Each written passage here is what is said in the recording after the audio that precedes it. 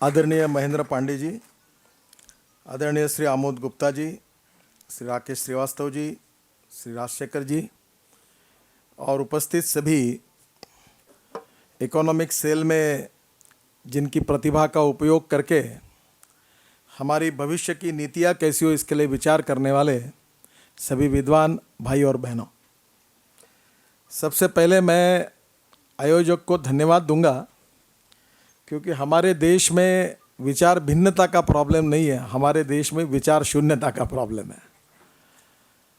सही हो गलत हो ये बाद में तय होता है, पर आज महत्वपूर्ण बात यह है कि हम लोग विचार कर रहे हैं। भारतीय जनता पार्टी की जो कमिटमेंट है उसमें से जो महत्वपूर्ण पहलू है वो आप सब लोग जानते हैं।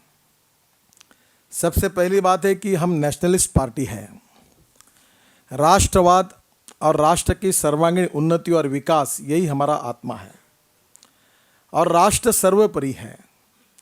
इस राष्ट्र की सर्वांगीण उन्नति और विकास हो और हमारा देश दुनिया की विश्व की नंबर 1 की ताकत बने, यही भारतीय जनता पार्टी का उद्देश्य है और इसी उद्देश्य के लिए हम काम कर रहे हैं। और राष्ट्रवाद और राष्ट्रीय विचारों में राष्ट्र की सर्वांगीण उन्नति और विकास के साथ राष्ट्र की अंतर्गत और बाह्य सुरक्षा भी आती है। और अगर इस राष्ट्र को हमको सुखी, समृद्ध और संपन्न और शक्तिशाली अगर करना है तो सबसे इम्पॉर्टेंट 2 चीज़ें महत्वपूर्ण है। पहला इम्पॉर्टेंट है गवर्नेंस, गवर्नमेंट, क्योंकि सरकार से सब लोगों की बहुत ज़्यादा अपेक्षा है। तो गुड गवर्नेंस एंड डेवलपमेंट ये हमारा उद्दिष्ट है और हमारे राष्ट्र को सर्वांगीण विश्व की उन्नति करके विश्व की नंबर 1 की अगर ताकत हमको बनानी है तो हमको गुड गवर्नेंस चाहिए और विकास का विचार करना चाहिए। और अभी हमने उसको जोड़ दिया है कि good governance with the help of e governance, क्योंकि गुड गवर्नेंस के कारण 80%, 80% रेड टेपिज्म और भ्रष्टाचार खत्म हो जाएगा। तो राष्ट्रवाद के साथ स्वाभाविक रूप से सुशासन, विकास और good governance with the help of e governance. और तीसरी जो महत्वपूर्ण बात है, जो हमारा सोशो इकोनॉमिक थिंकिंग है, वो अंत्योदय है। पंडित दीनदयाल उपाध्याय जी ने अपने जीवन में हमको जो विचार दर्शन दिया है उसमें उन्होंने सामाजिक न्याय और आर्थिक न्याय की बात की है। हम ऐसे समाज को निर्माण करना चाहते हैं कि जिस समाज में कोई भी व्यक्ति जात, पंथ, धर्म, भाषा और सेक्स के आधार पर ना बड़ा होगा ना छोटा होगा, सबके साथ समान न्याय होगा और सबको समान विकास का मौका मिलेगा। यही पंडित दीनदयाल उपाध्याय जी के विचार दर्शन से हमको मिली हुई प्रेरणा है। और आगे उन्होंने अंत्योदय के विचार के रूप में जो हमको कहा है, जो हमारा थिंकिंग है कि समाज का जो सबसे शोषित है, पीड़ित है, दलित है, जो सोशली, इकोनॉमिकली और एजुकेशनली बैकवर्ड है, उस समाज के आखिरी व्यक्ति को जो आखिरी पायदान पर खड़ा है उसको केंद्र बिंदु मानकर हम अच्छा सुशासन ऐसा लाएंगे कि हमारे देश में न कोई गरीब होगा, न भूखा होगा, न कंगाल होगा। दीनदयाल जी ने कहा है कि हमारे जो ऐसे दलित, पीड़ित, शोषित लोग हैं जिसको हम दरिद्र नारायण कहते हैं, जिनके पास रहने के लिए मकान नहीं है, जिनके पास पीने के लिए पानी नहीं है, जिनके शरीर पर कपड़ा नहीं है और जिनको खाने के लिए रोटी नहीं है, उन तमाम दरिद्र नारायण की हम सेवा निरंतर करते रहेंगे। और जिस दिन उन लोगों को रोटी, कपड़ा और मकान मिलेगा उसी दिन हमारा सपना पूरा होगा, ऐसा हम समझेंगे। ये पंडित दीनदयाल उपाध्याय जी का अंत्योदय का विचार, यही हमारा उद्दिष्ट है, द मिशन है। और इसलिए ये 3 बातों को हमने बार बार दोहराया है। अब इन 3 बातों के आधार पर क्या हम इस देश के भविष्य को बदल सकते हैं? क्या हम देश को सुखी, समृद्ध और संपन्न बना सकते हैं? क्या देश के बेरोजगारों को हम रोजगार दे सकते हैं?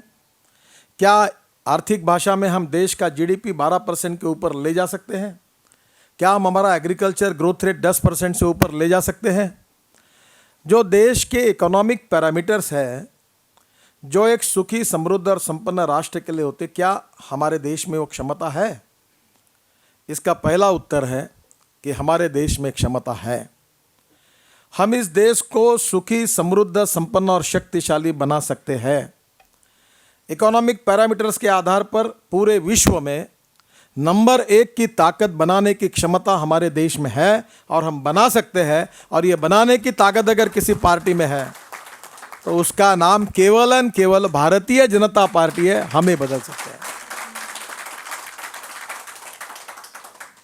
47 के बाद 3 विचारधारा देश में चली, आज भी देश उसमें बटा हुआ है। पहली विचारधारा थी समाजवाद की, फिर थी साम्यवाद की और तीसरी थी पूंजीवाद की। और 1947 से लेकर आज तक अगर आप हिसाब करेंगे, ये 66 साल का इतिहास है। और आप इकोनॉमी का अध्ययन करने वाले सब तज्ञ लोग हैं।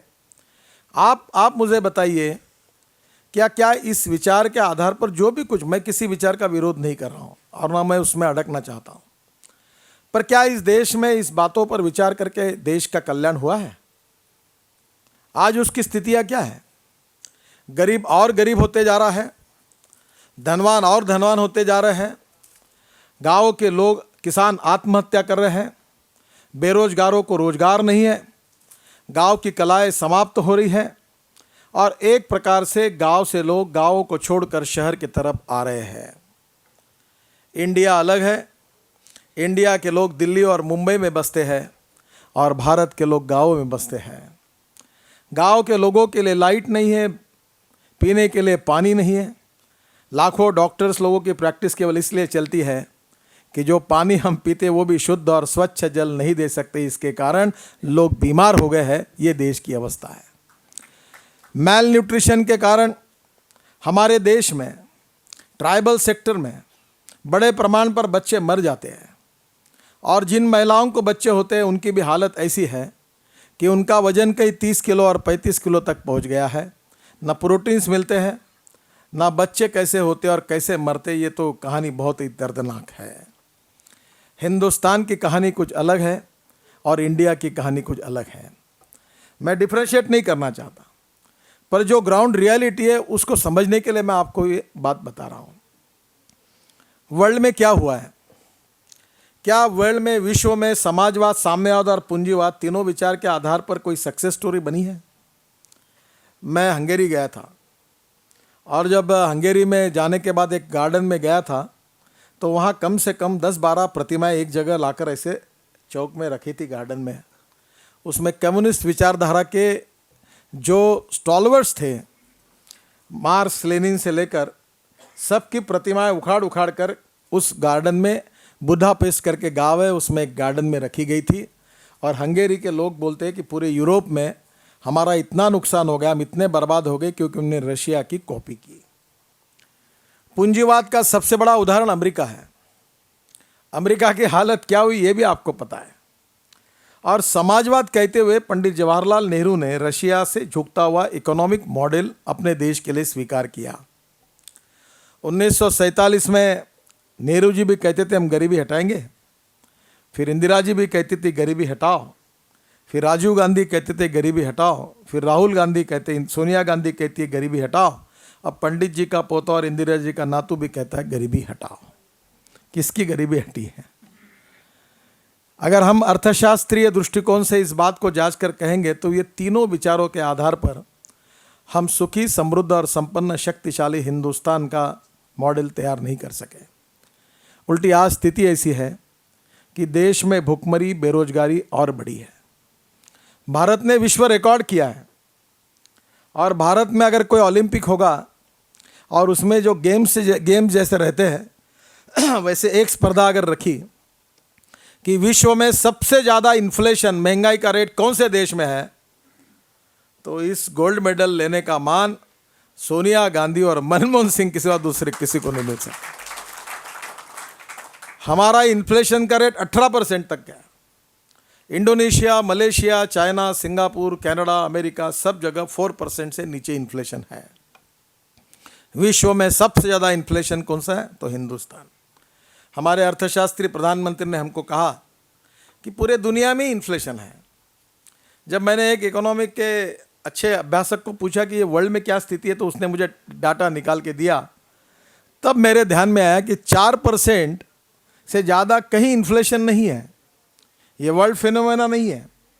प्रधानमंत्री जी, आपके आर्थिक नीति का एक प्रकार से ये फेल्योर है कि हमारे देश में महंगाई का विश्व रिकॉर्ड प्रस्थापित हुआ। करप्शन का विश्व रिकॉर्ड भी हमारे देश में हुआ है। कोई 200, 400, 500, 1000 करोड़ का नहीं है। तो केवल 3 प्रकरण जो सीएजी ने नोट किए उसकी टोटल की जाए तो 4,88,000 करोड़ रुपए का करप्शन, ये विश्व रिकॉर्ड हमारे कांग्रेस और यूपीए सरकार ने किया है। जो कोलगेट हो, 2G स्पेक्ट्रम हो या कॉमनवेल्थ गेम हो, तीनों का, और सीएजी ने लिखा हुआ आंकड़ा, हमने आरोप नहीं किए। वो 4,88,000 करोड़ का ये एक विश्व का रिकॉर्ड है। इसका भी गोल्ड मेडल देना पड़ेगा, तो वो मनमोहन सिंह और सोनिया गांधी के सिवा किसी को नहीं मिल सकता। और तीसरा भी एक गोल्ड मेडल है, उसके लिए वही कैपेबल है, वो है आसमान में भी भ्रष्टाचार, जमीन पर भी भ्रष्टाचार, और जमीन कर अंदर घुसकर मुंह काला करके उसमें भी भ्रष्टाचार। तीनों देशों में भ्रष्टाचार करने का विश्व विक्रम अगर वर्ल्ड में किसी ने किया है तो उसका नाम है कांग्रेस पार्टी, जिन्होंने तीनों जगह किया। We are a rich nation with a poor population. देश धनवान है पर हमारी जनता गरीब है, और इसका सबसे बड़ा अगर कोई कारण है जिसके लिए आप लोग आज चिंतन कर रहे हैं, वो कारण है wrong economic policies, bad and corrupt governance, visionless leadership and not taking decisions. कम से कम मैं हिंदुस्तान में एक बात कह सकता हूँ जिसके लिए कोई पत्रकार मुझसे सवाल नहीं पूछ सकता, कि देश के विकास के लिए पैसों की आवश्यकता नहीं है, केवल टेक्नोलॉजी की आवश्यकता नहीं है, देश के विकास के लिए इच्छा शक्ति की आवश्यकता है। Positive political will for development is the basic need for the country. आपको शायद केवल आपका आत्मविश्वास बढ़े करके नहीं, तो मुझे वो बताने की आज आवश्यकता नहीं है। मैं हिंदुस्तान का ऐसा एकमात्र पॉलिटिशियन हूँ जिसने 4,000 करोड़ कैपिटल मार्केट में खड़े किए, 4,000 करोड़। और पहली बार जब मैंने कॉरपोरेशन बनाया, Mumbai Pune express highway, 55 flyovers Mumbai के, और वर्ली बांद्रा सीलिंग प्रोजेक्ट जो आप देखते हो, उसको बनाने का सौभाग्य मुझे मिला, तो मुझे सरकार ने 25-30 करोड़ दिए, और 25-30 करोड़ के इक्विटी पर 4,000 करोड़ कैपिटल मार्केट से खड़े करके 2.5 साल में मैंने 8,000 करोड़ रुपए के काम पूरे किए, और वो पैसे भी वापस हो गए। मुझे रतन टाटा अक्सर कहते हैं कि तुम you prove to be more professional than me. अब मेरे को भी मोह हो जाता है कि मैं भाई और बहनों करने के बजाय अगर कोई और अच्छा उद्योग व्यवसाय करूँ तो पैसे कमाऊँ। पहली बार जब मैं कैपिटल मार्केट में 400 करोड़ के लिए गया था तो हमारा बॉन्ड इशू ओवर सब्सक्राइब हुआ, मुझे 1,180 करोड़ मिले। दूसरी बार 450 करोड़ के लिए गया तो मुझे 400 करोड़ रुपए मिले। यानी लोगों पैसे देने के लिए तैयार है, और इसलिए विश्व में और हमारे देश में विश्वसनीयता, credibility is the biggest capital of 21st century. Credibility का संबंध परफॉर्मेंस के साथ है और ट्रांसपेरेंसी के साथ है। ट्रांसपेरेंसी और परफॉर्मेंस, इसमें आप अगर अच्छी भाषा में अगर समझेंगे तो हम परफॉर्मेंस ऑडिट अगर करेंगे तो ट्रांसपेरेंसी कितनी सही और गलत है, काम की कॉस्ट कितनी बड़ी है कितनी नहीं बड़ी है, कितने समय में हुआ है, इसकी जानकारी पूरी आपको मिल सकती है। हमारे देश में ऐसी स्थिति, कोई काम समय पर नहीं होता। अच्छे काम करने वालों को सम्मान नहीं मिलता और बुरे काम करने वालों को सज़ा नहीं मिलती। मैंने एक छोटा सा प्रिंसिपल लगाया था कि फ्लाईओवर्स और एक्सप्रेस हाईवे की जो एक दिन पहले करेगा उसको 1 लाख रुपए अवार्ड मिलेगा, और एक दिन लेट करेगा उसको 1.5 लाख रुपए फाइन होगा। आप मुंबई के हवाई अड्डे पर उतरने के बाद पहला जो एलिवेटेड रोड लगता है आपको सांता क्रूज में, वो कितना बड़ा ब्रिज है जो माहिम तक आता है। वो ब्रिज केवल 16 महीने में बनाया गया, नहीं तो जनरली सरकार के स्पीड से 4.5 साल से कम नहीं लगते, क्योंकि उसने बोनस मिला है। फिर यूपी ब्रिज कारपोरेशन ने, जो आप समुद्र की तरफ जाते हो, वो ब्रिज 37% बिलो लेके किया, और 1800 करोड़ एस्टिमेट कॉस्ट थी सरकार की। पहली बार ये रिकॉर्ड है देश में 1800 का काम 1000 करोड़ में हुआ, क्योंकि इंसेंटिव मिले। एक्सप्रेस हाईवे का लोएस्ट टेंडर 3600 करोड़ में आया था, जो रिजेक्ट किया, जो कानूनन दे सकते थे, वो काम केवल 1600 करोड़ में होकर 2000 करोड़ रुपए का सेविंग हुआ। तो ये हो सकता है, पर हमारे देश में इच्छा शक्ति नहीं है। हमारे देश में 3 इंपॉर्टेंट चीज राजनीति को डोमिनेट कर रहे हैं: cash, caste and criminals, religious, regional. और कभी कभी इन सब वादों के कारण इकोनॉमिक परफॉर्मेंस और सुशासन की बात पीछे पड़ जाती है। और इसलिए आज हमारे देश में इस स्थिति को बदलने के लिए हमने क्या करना चाहिए, और मैं आपसे प्रार्थना करूं आप उल्टा सोचना शुरू करिए। हमारे देश में $1 की कीमत 63 रुपये तक चली गई है। क्या $1 की कीमत एक समय ₹1 थी? क्या हम ये टारगेट लेकर चल सकते कि $1 की कीमत हम कम से कम 30 रुपये, 32 रुपये, 35 रुपये तक लाएंगे? ला सकते हैं, कोई कठिनाई नहीं है। मैं विश्वास के साथ बता सकता हूं कि हम देश की इकोनॉमी को सुधार सकते हैं। पहले आप सोचिए, अपना इंपोर्ट कम कर सकते हैं, बिल्कुल कर सकते हैं। हमारे इंपोर्ट में हालत ये है कि $60 बिलियन का हमारा इंपोर्ट इलेक्ट्रॉनिक हार्डवेयर का है।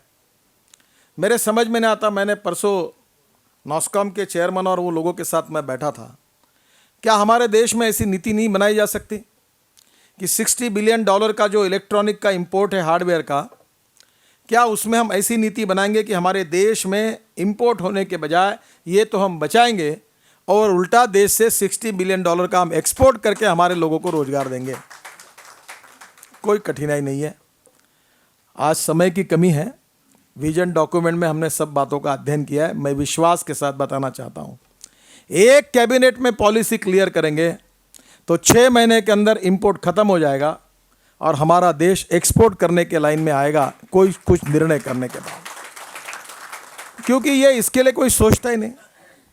हमारे देश में 16 जगह गोल्ड माइंस है। हमारा कर्नाटक में कोलार में गोल्ड माइन का डंप पड़ा हुआ है। कैनेडियन और ऑस्ट्रेलियन 2 देशों में गोल्ड का निकालने की टेक्नोलॉजी अवेलेबल है। आज आपको पता है हमारे देश में हम $60 बिलियन का गोल्ड इंपोर्ट कर रहे हैं। हमारे अर्थमंत्री क्या कर रहे हैं? वो गोल्ड इंपोर्ट न होकर के ड्यूटी बढ़ा रहे हैं। और आप में से सभी लोग क्या कर रहे हैं? जब बाहर जाते हैं तो 4-4 अंगठी पहन के आते हैं, लॉकेट पहन के आते हैं, और हर आदमी 25 तोले 30 तोले सोना लेके आ रहा है। और यहाँ के वो बोलता है कि मैंने इतना सोना लाया कि बेच दूंगा तो कम से कम मेरे टिकट के पैसे निकल जाएंगे। ये धंधा लोगों का शुरू हो गया। हम और ड्यूटी बढ़ा रहे हैं। हमारे देश में $60 बिलियन का अगर गोल्ड इंपोर्ट होता है तो क्या हमारे देश में हमारा गोल्ड हम निकाल नहीं सकते? क्या हमारे देश में, ज़रा रुकिए, हमारे देश में ये माइंस का गोल्ड हम निकाल नहीं सकते? अभी फिलीपाइंस में मैंने एक हमारे मित्र को कहा कि तुम फिलीपाइंस में गोल्ड माइन में कॉपर भी निकलता है, सिल्वर भी निकलता है। तो फिलीपाइंस में वहाँ के छोटे छोटे गाँव में किसानों के पास छोटे छोटे 10 एकड़ 15 एकड़ की जगह और उसमें गोल्ड माइन उनको मिली हुई है और वहाँ अधिकार है कि वो निकाल सकते हैं वेस्ट, उसका जो गोल्ड का जो ओर है वो निकाल सकते हैं। अगर वो लाकर हमारे यहाँ उसके रिफाइनरीज में उसको निकाला गया तो भी एम्प्लॉयमेंट मिल सकता है।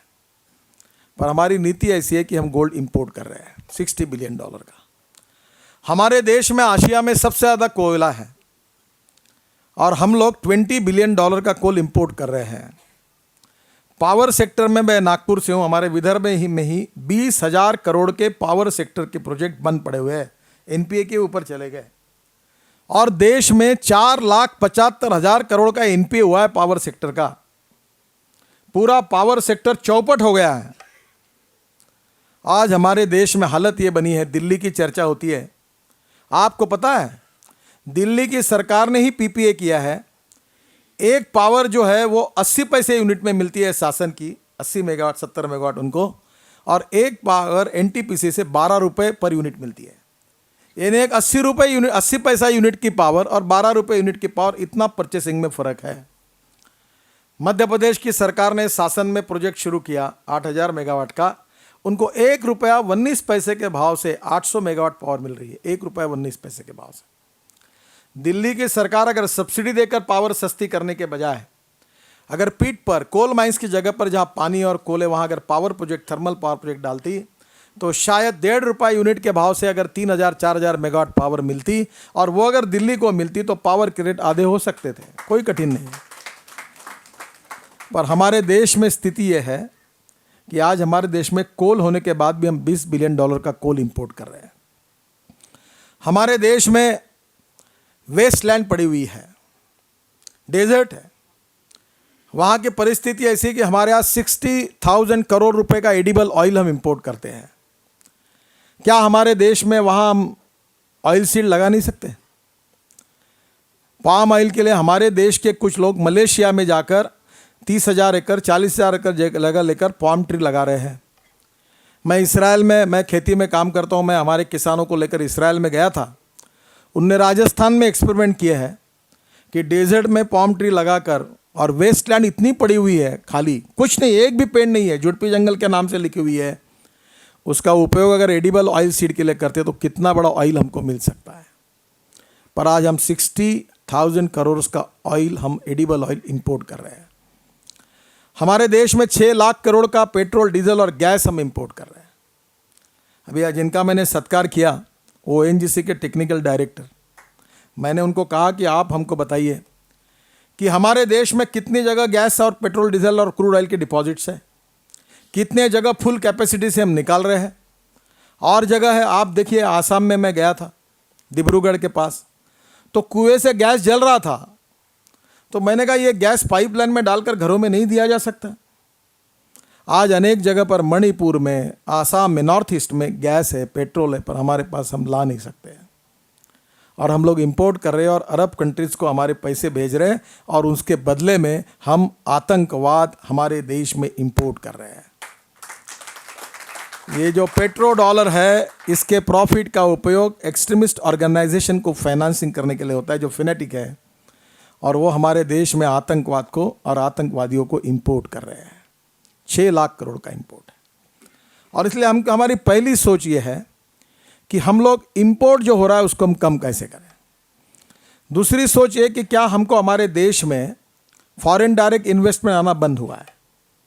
अब देश के उद्योगपतियों की हालत ऐसी बनी है, वो कहते हैं कि हम NRI बनना चाहते हैं, हम देश के बाहर जाना चाहते हैं। जो उठता वो जैसे चोर जैसे सबको करे, इन्वेस्टर मैंने चोर।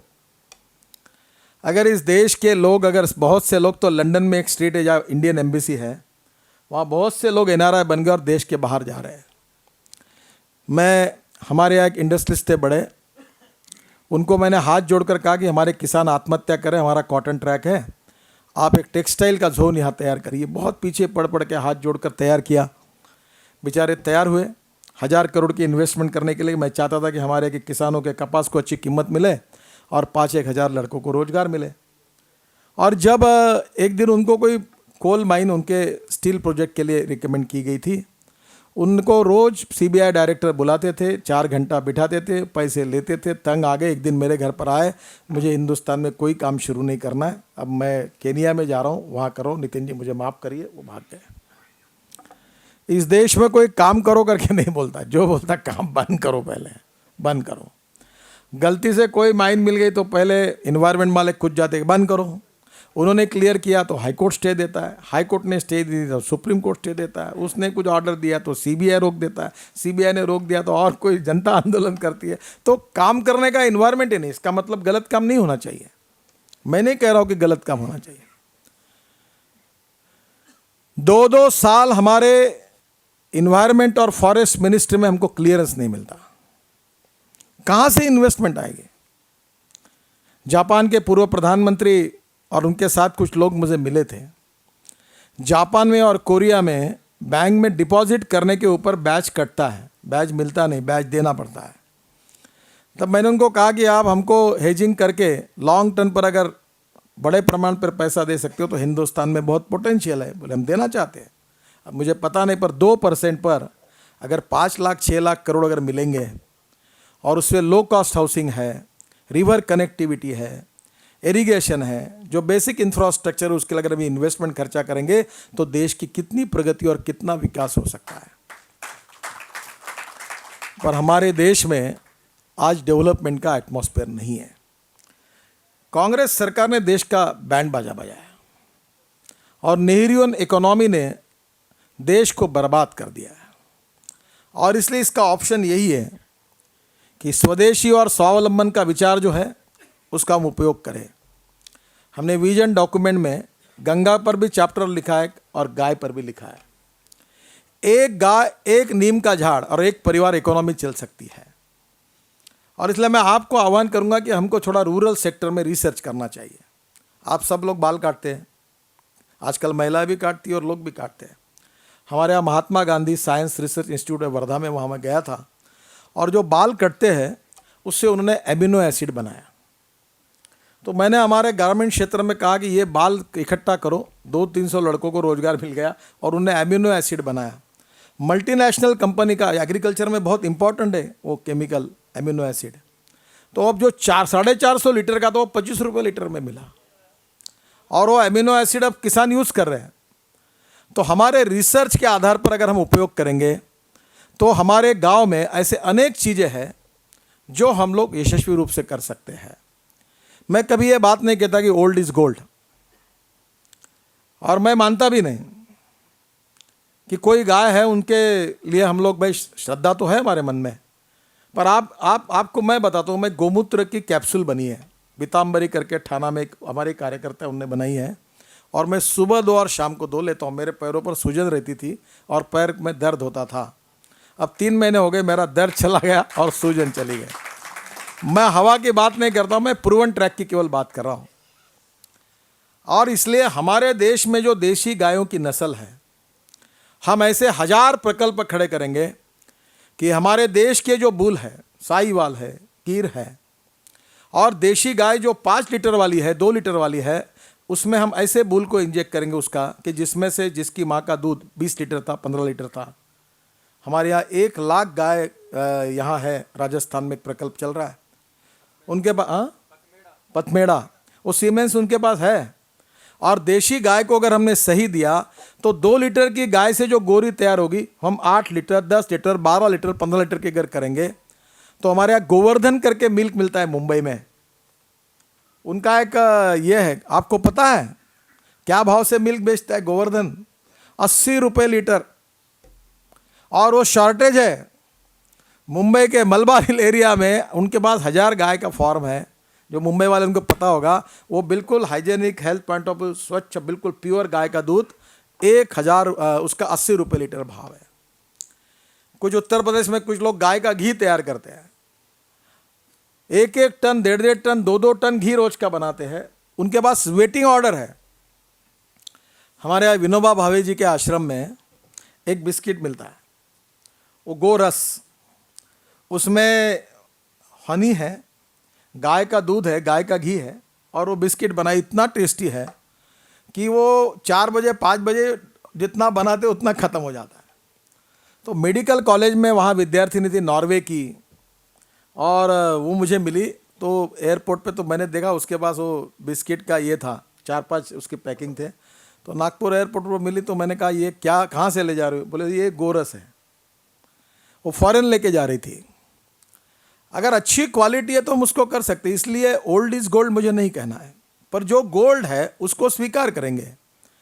और 21वीं सदी में जाना है तो इंफॉर्मेशन टेक्नोलॉजी और बायोटेक्नोलॉजी को भी स्वीकार करेंगे, और दोनों को करके स्वदेशी और स्वावलंबन और ज्ञान, विज्ञान और तंत्र विज्ञान का उपयोग करके भविष्य के हिंदुस्तान की नीतियां हम बनाएंगे।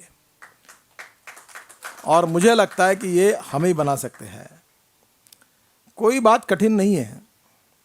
आजकल ऑर्गेनिक फार्मिंग में बहुत अच्छे अच्छे प्रयोग हुए। मैं खुद काम करता हूँ, 10,000 एकड़ खेती हमारा ग्रुप है, ऑर्गेनिक फार्मिंग में काम करते हैं, फ्रूट्स वेजिटेबल में बहुत अच्छा मार्केट है। और हमारे देश में उसमें किसानों में minimise the expenditure, increase the profit. अब देखो देश में क्या हो रहा है, ये कैसी कांग्रेस की सरकार है। आप कभी हमारे शहरों में हमारे किसानों के बात ही आपके ऊपर आती नहीं। 10-26 ये जो केमिकल फर्टिलाइज़र है, जो मिक्सचर है, उसकी 2 साल के पहले कीमत 425 रुपये थी, आज उसकी कीमत 1450 रुपये है। आज फर्टिलाइज़र की कीमत आप निकाल लो। कांग्रेस ने कार्टेल बनाया हुआ है सरकार ने। मैं जॉर्डन के एयरपोर्ट पर उतरने के बाद वहाँ के एम्बेसडर मुझे मिले, और 1.5 सी है, लीबिया इसराइल को लगकर, जो जॉर्डन को लगकर है, वहाँ पोटैश मिलता है, वहाँ से ही आता है वर्ल्ड में। उन्होंने कहा कि चाइना की तुलना में $200 ज़्यादा भाव देकर हमारे देश में पोटैश इंपोर्ट होता है, क्योंकि हमारे देश में ऐसी नीति बनाई है कि उसमें कंपटीशन ही नहीं है। केवल हम पोटैश और सब केमिकल इसको इंपोर्ट करने के लिए अगर हम खुली छूट देंगे और स्पर्धा शुरू करेंगे तो हमारे देश में फर्टिलाइज़र के प्राइसेस 25-30% कम हो जाएंगे, अगर केवल कंपटीशन होगी तो। अब मैं, और अच्छी बात, मेरा लड़का इसका बिजनेस करने लगा गैस का। तो मुझे एक दिन ऐसी, मैं आजकल कुछ कहीं देखता नहीं, तो मुझे दिल्ली में हमारा गैस सिलेंडर मिलता है, मुंबई में, अभी सोलापुर में, नागपुर में, तो वो मुझे कह रहा था कि मैं LPG इंपोर्ट करना चाहता हूँ। तो मैंने कहा फालतू काय के लिए इंपोर्ट कर रहे हो, अपने देश में ही है, उसको लाओ। बोले हमारे देश में LPG का भाव 108 रुपये पर केजी है, 106, 108 रुपये।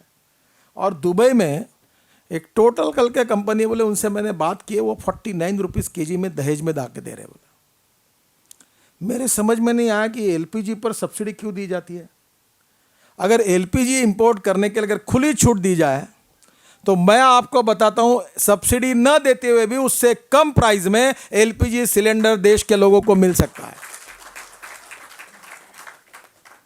कंपटीशन होगी तो मिल सकता है। आप allow people to work, make a fair competition, consumer का बेनिफिट होगा। जब हम टेलीफोन करते थे नागपुर से मुंबई तो 66 रुपये कॉल के देते थे। धीरू भाई अंबानी ने रिवॉल्यूशन किया, अब हमारे यहाँ टेलीफोन हम 40 पैसे में बात कर रहे हैं। मुझे याद है मैं एक बार गया था एक जगह, वो लाइटनिंग कॉल नाम का एक लगता था, अब आपको याद है कि नहीं मुझे मालूम नहीं, 36 और 180 पर।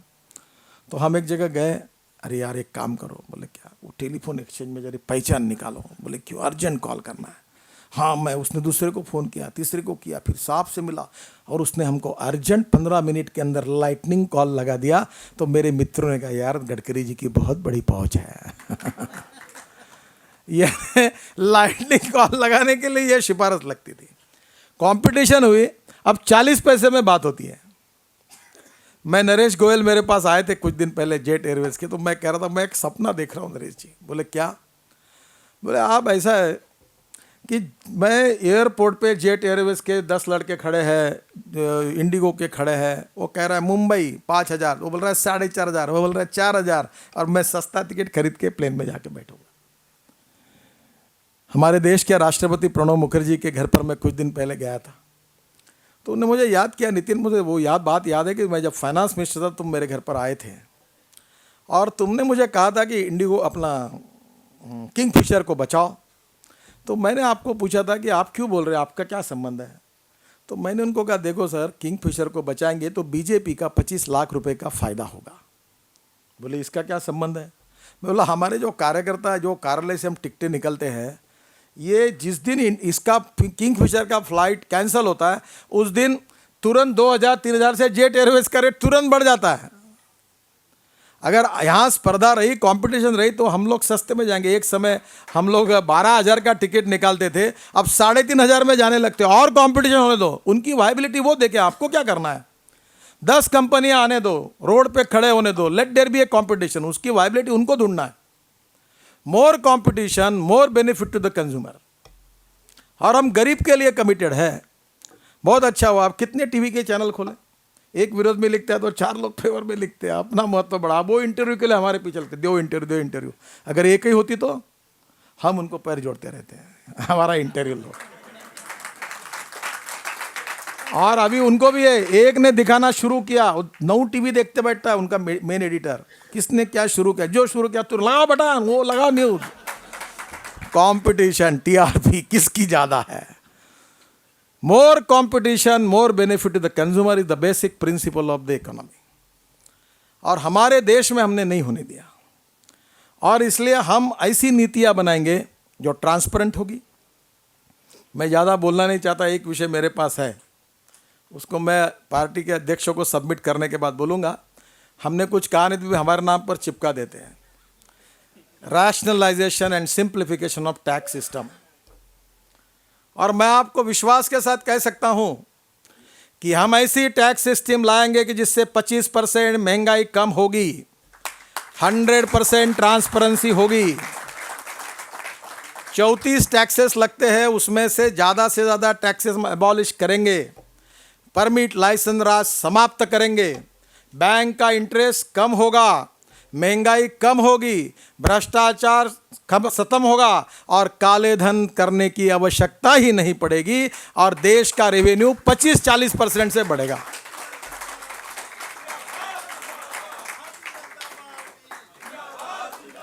मोर रिस्ट्रिक्शन, मोर कंपल्शंस, मोर करप्शन। जितने तुम कंपल्शन रिस्ट्रिक्शन डालो उतना करप्शन बढ़ता है। मैं मध्य प्रदेश की सरकार शिवराज सिंह चौहान जी को बहुत धन्यवाद दूंगा कि उन्हें लोक सेवा गारंटी अधिनियम तैयार किया है। That is a ideal example of transparency, accountability and auditing. तीनों कंसेप्ट एक इसमें आया है। कलेक्टर के पास जितने लाइसेंस देने का काम है, अगर हम उसको अर्जी करते हैं और वो अर्जी करके अगर वो हमको 15 दिन के अंदर अगर हमारा लाइसेंस जो कुछ है एनओसी नहीं देता, अगर नियम में हमने अर्जी करने के बाद, तो कलेक्टर पर 1 दिन के पीछे उसके ऊपर फाइन लगता है। लोक सेवा गारंटी अधिनियम हमारे यहाँ 3-3 साल 4-4 साल निर्णय नहीं होते हैं। हमारे गुजरात की सरकार ने रात को कोर्ट शुरू किए हैं, पर क्या हमको कोई जवाब दे सकता है कि सुप्रीम कोर्ट में 15-15, 20-20 साल से मुकदमे पड़े हुए हैं, कोई हमारा निर्णय नहीं होता। बिजनेस में, इन्वेस्टमेंट में लोग 15 करोड़, 20 करोड़, 5,000 करोड़, 10,000 करोड़ इन्वेस्ट करते हैं, ब्याज का मीटर चालू रहता है और सुप्रीम कोर्ट में स्टे लग जाता है, ब्याज बढ़ते जाता है, पूरी तरह से इन्वेस्टर बर्बाद हो जाता है। मुझे बताइए, देश में इन्वेस्टमेंट नहीं आएगी तो रोजगार कैसे मिलेगा? अगर डेवलपमेंट फ्री अगर एटमॉस्फेयर नहीं होगा तो इन्वेस्टमेंट नहीं आएगी, इन्वेस्टमेंट नहीं आएगा तो एम्प्लॉयमेंट पोटेंशियल नहीं बढ़ेगा, एम्प्लॉयमेंट पोटेंशियल नहीं बढ़ेगा तो पर कैपिटा इनकम और जीडीपी नहीं बढ़ेगा और देश का विकास नहीं होगा। हम ऐसी नीतियां बनाएंगे जो ट्रांसपेरेंट रहेगी और जो नीतियां जो है वो टाइम बाउंड होगी, रिजल्ट ओरिएंटेड होगी, ट्रांसपेरेंट होगी, करप्शन फ्री होगी और कालाधन निर्माण करने वाली नहीं होगी। बहुत सी बातें हैं जिस पर आप अध्ययन करिए। क्या आपको पता है हमारे देश में कितने लोग घर खरीद सकते हैं? 10 लाख रुपए के ऊपर घर खरीदने की ताकत केवल 1% लोगों की है। इस देश में 99% लोग घर ही नहीं ले सकते हैं, खरीद ही नहीं सकते। अब मुझे बताओ वो कहाँ जाते हैं? वो सरकारी जमीन पर अतिक्रमण करते हैं, जबरदस्ती घर बनाते हैं, विदाउट प्लान डबल स्टोरी बना देते हैं और हम वोट मांगने के लिए आते तो हमारे पीछे मारने के लिए दौड़ते, पहला रेगुलराइज करो, फिर वोट मांगने तो आओ मत। हम उनको रेगुलराइज कर देते हैं और उनको पानी और इलेक्ट्रिसिटी फुकट में देते हैं और पूरे शहर का सत्यानाश करते हैं। अगर हमने लैंड बैंक तैयार की और हमने एक बैंकों को कोई अच्छे को आप बनाओ कॉलोनी, 10,000 50,000 मकान बनाओ जो सिंगापुर में है और उसकी नेट वैल्यू निकालो, जो 10 साल में जो कर्जा देके उसके नेट वैल्यू बैंक निकाल सकती, तो घर बेच सकती है या जो उसके हिसाब से इंस्टॉलमेंट देकर उसको गरीब को दे सकती है। हम सोच रहे हैं क्या 10 लाख रुपए के नीचे मकान के लिए हम 0% इंटरेस्ट से 5 साल के लिए ब्याज के लिए माफ़ी दे सकते हैं, उसके 5 साल के बाद 3%, उसके बाद और 5%, 15 साल, क्योंकि आज हमारी तनख्वाह ही नहीं इतनी कि हम घर ले सकते हैं। और उसके कारण अगर 1% के बजाय अगर 10% लोग अगर घर खरीदने की ताकत रखेंगे तो हमारे देश में लाखों करोड़ों युवाओं को रोजगार मिलेगा और कम से कम 50,000 करोड़ का टैक्स रेवेन्यू मिलेगा। स्टील, सीमेंट, एम्प्लॉयमेंट, सब दरवाजे लगेंगे, फिटिंग लगेंगे, लाइट लगेगी, बटन लगेगी। अगर ये बढ़ाएंगे तो रोजगार मिलेगा, ये हो सकता है। और इसलिए आज हमको रेलवे में, LRT में, mass rapid transport, light rail transport, हम इलेक्ट्रिक पर ट्रांसपोर्ट ले जाएं, हम पेट्रोल डीजल क्यों खर्चा कर रहे हैं? पूरे नॉर्थ ईस्ट में रेलवे नहीं है। अगर हमने पूरे नॉर्थ ईस्ट में अगर रेलवे बनाई और पूरे देश में 54,000 किलोमीटर है, अंग्रेजों ने जितना बनाया उसके बाद हमने कितना बनाया, जरा हिसाब देखिए। जितना अंग्रेजों ने रेलवे बनाए उसकी तुलना में हम दुगनी भी नहीं बना पाए अभी तक इतने सालों में। क्या स्वाधीन भारत में गरीब लोगों के लिए, गांव और देहातों के लिए हम रेलवे तक नहीं पहुंचा पाए?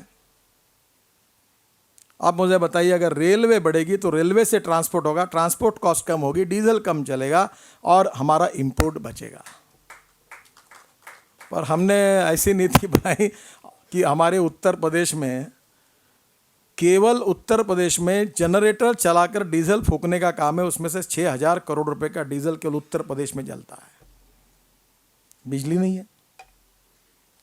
उत्तर प्रदेश यानी रीच प्रदेश है। मुझे कभी बिहार में गया था, मैं उद्योगपति नहीं हूँ, तो मैंने नीतीश कुमार और सुशील मोदी को कहा आप कितनी पावर जनरेट करते हैं? उनने बताया, तब मैंने कहा मैं आपसे ज़्यादा पावर जनरेट करता हूँ। मैं हमारे गाँवों में किसानों को पकड़कर बायोमास से जितनी ग्रीन पावर तैयार करता हूँ उतनी बिहार की सरकार नहीं करती है। क्या हमने कभी लोगों को प्रोत्साहित किया है? क्या हमारे देश में टेक्नोलॉजी का उपयोग करके इनोवेटिव अप्रोच में काम करने की क्षमता लोगों में नहीं है? पर हम काम ही नहीं करना देना चाहते किसी को। देखिए, जब विकास के लिए हम अलग अलग क्षेत्र में लोगों को इन्वॉल्व करेंगे, पब्लिक प्राइवेट इनिशिएटिव को इनकरेज करेंगे, टूरिज्म एक क्षेत्र ऐसा है जिसमें 49% ऑफ एम्प्लॉयमेंट पोटेंशियल जो है वो टूरिज्म में है। हम गंगा को अच्छा नहीं बना सकते?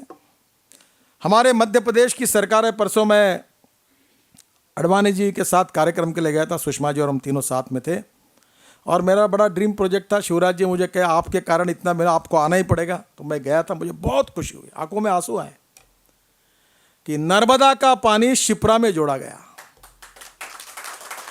अगर ये नहीं जोड़ते तो समुद्र में जाता, और उस पानी से क्या होगा पता है आपको?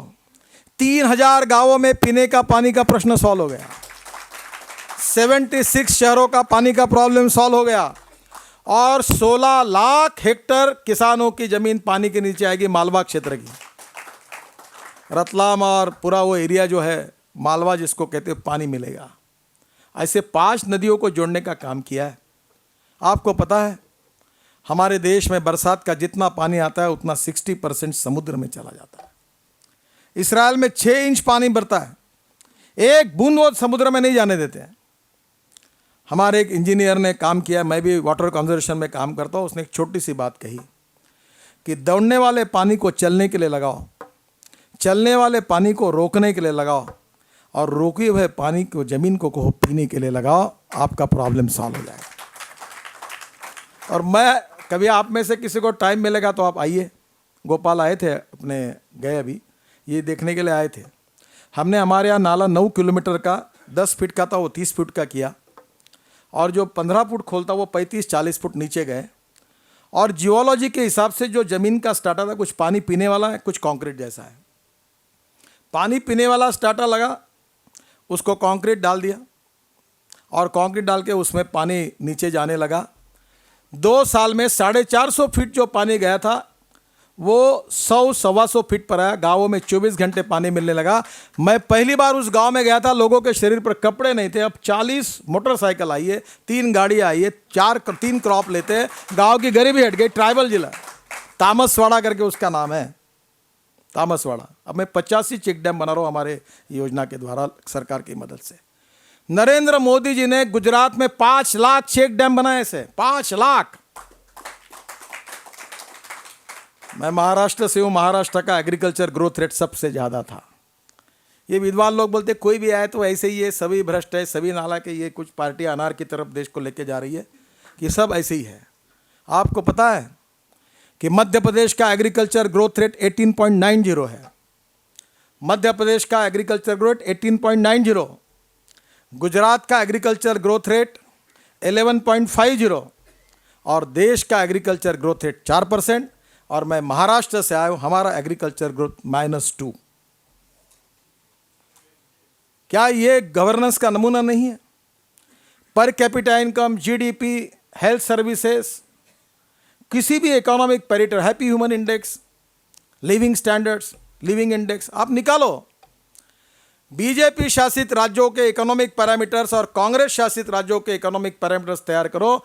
मैं विश्वास के साथ बताता हूं, we prove to be 3 to 4 times better than this Congress and UP।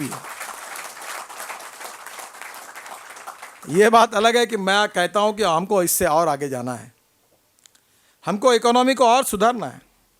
47 में आज तक, ये हमारी बहन जी आई थी इकोनॉमिक स्कूल के, मुझे ज़रा डाटा चाहिए कि 47 से लेकर आज तक पब्लिक सेक्टर अंडरटेकिंग और गवर्नमेंट सेक्टर अंडरटेकिंग में कितनी इन्वेस्टमेंट हुई है। मुझे मुंबई यूनिवर्सिटी के एक प्रोफेसर ने कहा कि 5,60,000 करोड़ से ज़्यादा हुई है।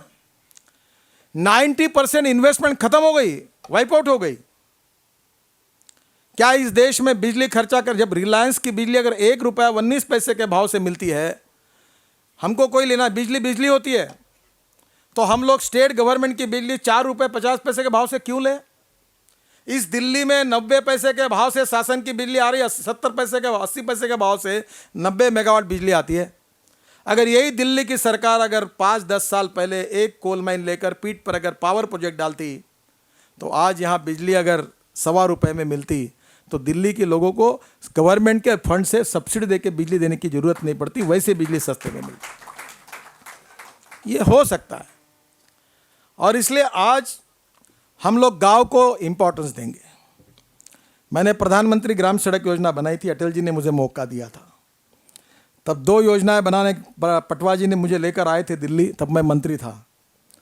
तो अटल जी ने मुझे कहा कि तुमने रास्ते में बहुत काम किया, एक ऐसी योजना तैयार करो कि राष्ट्रीय महामार्गों को भी हम 4 लेन में कन्वर्ट करें और हर गांव में रोड से बने, और ये योजना तैयार करो। प्रधानमंत्री ग्राम सड़क योजना 60,000 करोड़ की बनाने का सौभाग्य मुझे मिला। मेरे साथ रिजर्व बैंक के डिप्टी गवर्नर थे, नाबार्ड के अध्यक्ष थे, और रिपोर्ट है। उनने कहा कि हिंदुस्तान के 6.5 लाख गांवों को अगर मजबूत रोड से जोड़ दिया जाएगा तो हिंदुस्तान में 1,10,000 करोड़ का उत्पादन बढ़ेगा, जीडीपी में बढ़ोतरी होगी। गांव के किसानों का दूध, फ्रूट्स, फल, वेजिटेबल सब गाँव शहरों में जाएंगे। आज क्या स्थिति है? मैं जब हेलीकॉप्टर से उत्तर प्रदेश और बिहार को देखता हूँ मुझे बड़ा दुख होता है। अभी डॉक्टर गुप्ता यहाँ बैठे थे, उन्होंने लीची से वाइन तैयार की है, आम से वाइन तैयार की है, और फ्रेंच लोग लीची वाइन को बहुत पसंद कर रहे हैं, ये एक्सपोर्ट करते हैं। और मुझे बताइए कि हमारे बिहार में लीची सड़ रही है, क्या हम लीची को लगाकर उसको वैल्यू एडिशन नहीं कर सकते? सब कुछ हो सकता है। वर्ल्ड में पहला प्रोजेक्ट है बायोमास से इथेनॉल बनाने का। मैं हमारे यहाँ हम प्राच करके पुणे की कंपनी शुरू कर रही है। मेरा मन जलता है, देशभक्ति की भावना से जलता है कि ये 6 लाख करोड़ का इंपोर्ट देश को बर्बाद कर रहा है। देश को बचाना है तो हिंदुस्तान का किसान बिजली तैयार करे, पेट्रोल तैयार करे, डीजल तैयार करे, गैस तैयार करे। और ये विषय में मैं 8 साल से काम कर रहा हूँ। और तुमको जिसको किसको विश्वास नहीं होगा वो मेरे पास आओ, मैं आपको तीनों चीज़ें तैयार करके ऑलरेडी कर रहा हूँ। अब 100 पेट्रोल पंप खोल रहा हूँ और सब कार्यकर्ताओं को मैंने दे दिए, और ₹1.5 लीटर सस्ता पेट्रोल दे रहा हूँ, और इको फ्रेंडली है। हो सकता है हिंदुस्तान में, हमारे उत्तर प्रदेश में, बिहार में इतनी अच्छी ज़मीनें, पानी है, इथेनॉल को हम फ्यूल करके मान्यता नहीं देते। ब्राज़ील में Volkswagen, Ford, Honda, Toyota, fiat 5 कंपनियों का 100% इंजन है जो इस पे है। अभी तो और नहीं आए कि 2015 में शायद टोयोटो वो हाइड्रोजन पर की गाड़ी लॉन्च कर रही है। क्या हम हमारे देश में ज्ञान विज्ञान और तंत्र विज्ञान का उपयोग करके गांव, गरीब, मजदूर, किसान का जीवन सुसह्य नहीं कर सकते? क्या हम उनके विकास के लिए रेवेन्यू को बढ़ाते नहीं ला सकते? क्या हम टैक्स के दरों में कमी नहीं कर सकते? क्या हम administrative reform, judicial reform, education reform, tax reform इसमें लाकर सही ट्रांसपेरेंट नीतियां नहीं ला सकते? इंपॉर्टेंट चीज क्या है? What is the problem of the country? जो पंडित जवाहरलाल नेहरू ने जवाब दिया वो सही था। उन्होंने कहा India is not a nation, it's a population.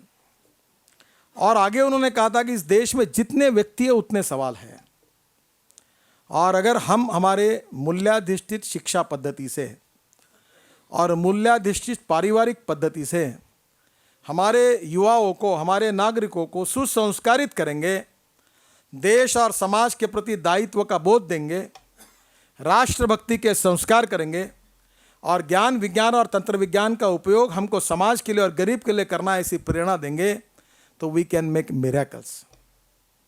अब बड़ा आईआईटी में पास होते, इधर होते, बोलते हमारा फ्लैट है, टीवी है, कलर टीवी है, अब ये मॉडल लाए, वो लाए, वो गाड़ी का मॉडल लिया। देश वगैरह नहीं कोई, मुझे बहुत लोग मिलते हैं और बहुत भाषण देते हैं, what is happening to this country, what is going on. मैं बोला आप वोट देते हो क्या? अगर आप मतदान नहीं करते हो तो डोंट वेस्ट माई टाइम, मुझे आपसे बात करने के लिए समय नहीं है।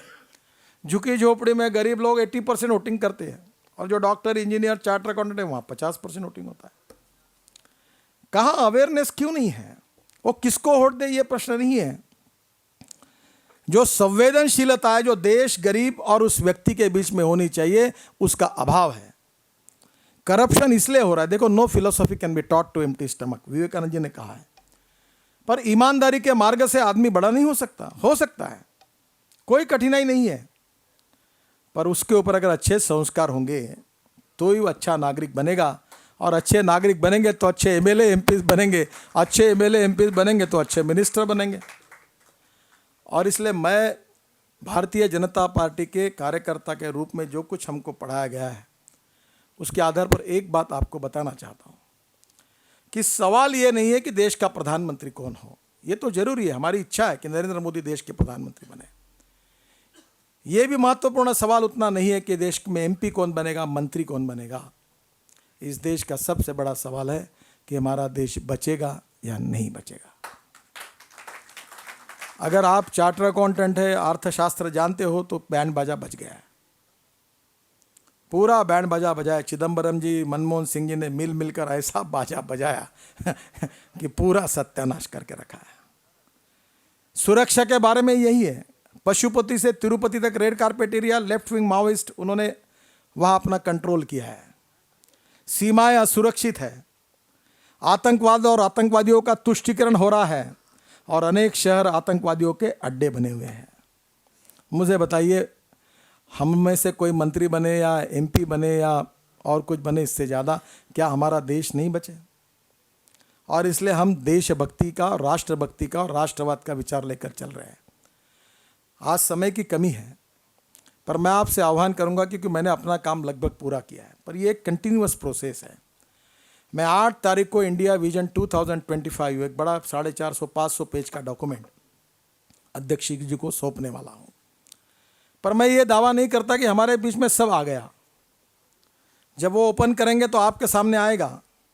समाज के हित में, देश के हित में अपने जो भी सुझाव होंगे वो लगातार आते रहेंगे, लगातार जुड़ते रहेंगे, और हम लोग देश को आगे ले जाते रहेंगे। हम लोग स्वदेशी की बात करेंगे, स्वावलंबन की बात करेंगे, रिवर कनेक्ट की भी बात करेंगे, किसान की भी बात करेंगे, मजदूर की भी बात करेंगे, शेड्यूल कास्ट की भी बात करेंगे, शेड्यूल ट्राइब की भी बात करेंगे, और इन्वेस्टमेंट की भी बात करेंगे, इकोनॉमी की भी बात करेंगे। सभी बातों पर हमने सोल्यूशन ढूंढा है। और मैं बहुत प्रामाणिकता से आपको एक आत्मविश्वास पूर्वक कहना चाहता हूँ, we and only we, after the failure of 47 के बाद सोशलिज्म, कम्युनिज्म और उसके साथ पूंजीवाद, तीनों को जिस प्रकार से, चाइना में क्या है, कहाँ कम्युनिज्म है? चाइना सरकार के आमंत्रण के ऊपर मैं चाइना में गया था, रामलाल जी और हम सब साथ में थे, हमारा डेलीगेशन था। चाइना में तो कोई लाल बावटे के सिवा कोई दिखता ही नहीं कम्युनिस्ट, झंडा केवल लाल रहा है। जैसे हमारा एनआरआई है, नॉन रेसिडेंट इंडियंस है, वैसे ये मंगोलियन वंश के जो चाइनीज़ है, जो वर्ल्ड में बड़े धनवान है। आप चाहे इंडोनेशिया जाइए, मलेशिया जाइए, अमेरिका जाइए, कहीं भी जाइए, बहुत ताकत पैसा है।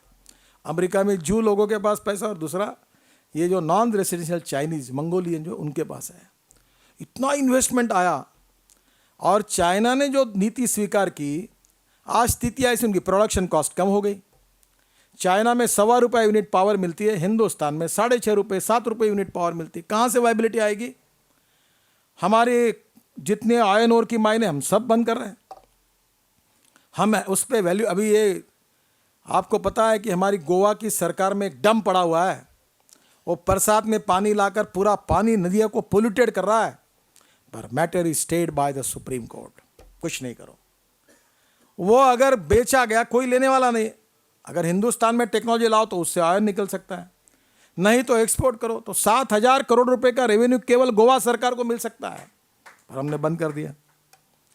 छोटी छोटी बातों को अगर सुधार करेंगे और गरीब का, गांव गरीब मजदूर किसान को केंद्र बिंदु मानकर रोजगार निर्माण करने वाली, गरीबी मिटाने वाली, ज्ञान विज्ञान, तंत्र विज्ञान, इंफॉर्मेशन टेक्नोलॉजी और बायोटेक्नोलॉजी का उपयोग करके गरीब के जीवन को सुसह्य करने वाली, water, power, transport and communication infrastructure में क्लास 1 इंफ्रास्ट्रक्चर निर्माण करने वाली, और इस देश के गरीब लोगों को रोजगार देकर उनको सुसह्य जीवन जीने वाली नई आर्थिक नीतियां हम ला सकते हैं। जो दीनदयाल उपाध्याय जी ने कहा था कि सामाजिक न्याय और आर्थिक न्याय, हम ऐसा समाज बनाएंगे जिसमें कोई बड़ा नहीं होगा, कोई छोटा नहीं होगा, जात, पंथ, धर्म, भाषा, सेक्स के आधार पर डिस्क्रिमिनेशन नहीं होगा, सबको समान अधिकार मिलेंगे, सबको समान विकास का मौका मिलेगा, सबकी प्रगति होगी और हिंदुस्तान को विश्व की नंबर 1 की ताकत हम बनाएंगे। भय, भूख, आतंक और भ्रष्टाचार से मुक्त हिंदुस्तान, सुखी, समृद्ध, संपन्न, शक्तिशाली हिंदुस्तान, ये पूरी तरह से बनाने की ताकत भारतीय जनता पार्टी में है।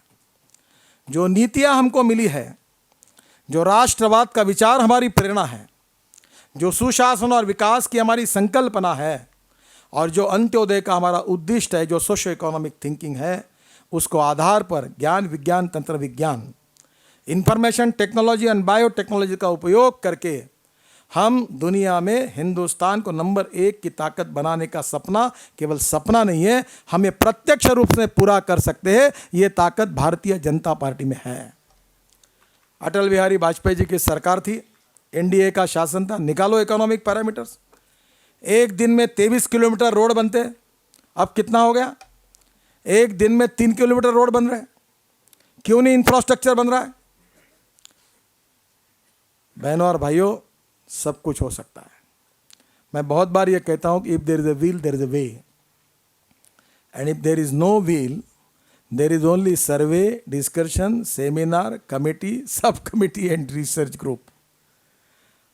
हम केवल चर्चाओं में समय न गवाएं, समय की कमी है। बहुत कठिनाई और समस्या, दिन ब दिन देश की स्थिति बिगड़ रही है। जनता को हमको जागरूक करना पड़ेगा, लोगों को समझाना होगा।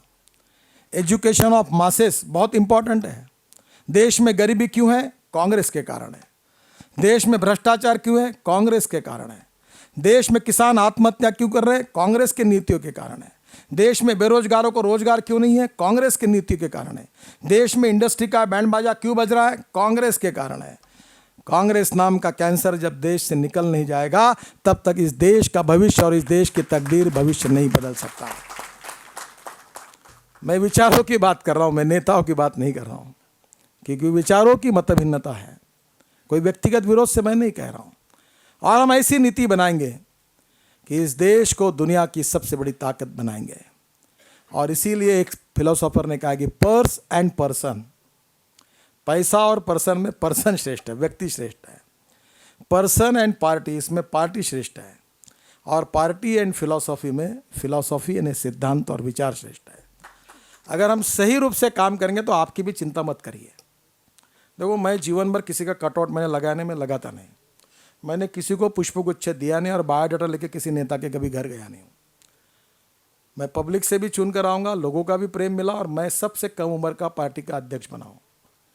न्याय है, देर है पर अंधेर नहीं है। आप काम करते रहो।